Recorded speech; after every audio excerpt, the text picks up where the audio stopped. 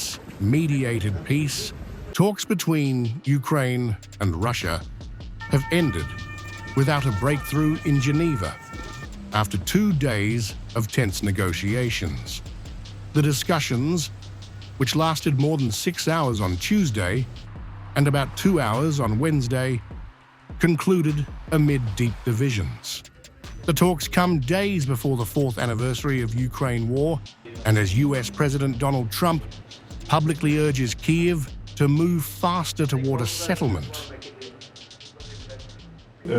Today we had another round of trilateral negotiations in the Ukraine-US-Russia format. The discussions were intensive and substantive. We thank our US partners for ensuring that the process is not stopping and continues, and Swiss side for hosting us and hospitality. Within the delegation, both political and military tracks were engaged, security parameters and mechanisms for implementing possible decisions were discussed, a number of issues were clarified, while others remain under additional coordination. We're focused on working through the key provisions required to finalize the process. This is complex work that requires alignment among all parties in sufficient time. There is progress, but no details can be disclosed at this stage. The next step is to achieve the necessary level of consensus to submit the developed decisions for consideration by the presidents. Our task is to prepare a practical, not merely formal, foundation for this. Ukrainian President Volodymyr Zelensky said the negotiations were difficult and accused Moscow of deliberately slowing the process.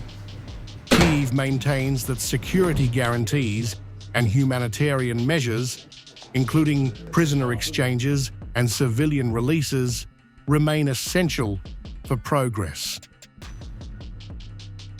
Yesterday's meetings were indeed difficult, and we can state that Russia is trying to drag out the negotiations, which could have already reached the final stage.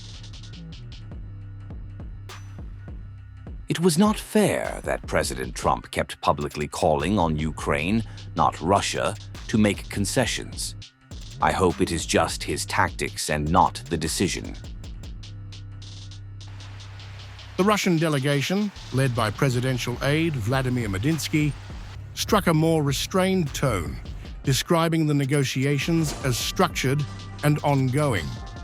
Moscow indicated that further meetings would take place soon.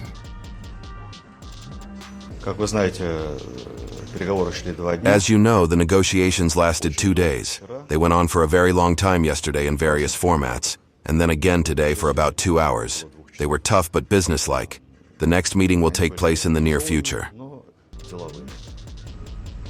From Moscow, Russian Foreign Ministry spokesperson Maria Zakharova pushed back against Western expectations of a pause in hostilities, framing ceasefire demands as a strategic ploy. If the West is waiting for a pause in the special military operation to rearm Kyiv, then they should look for such fools among themselves. As negotiations stalled, markets responded swiftly. Ukrainian government bonds fell by as much as 1.9 cents on the dollar following reports of limited progress. With Washington pressing Kyiv, Moscow signaling caution, and both sides accusing the other of inflexibility, the Geneva talks highlight a widening diplomatic gap. Even as officials say another round is coming soon,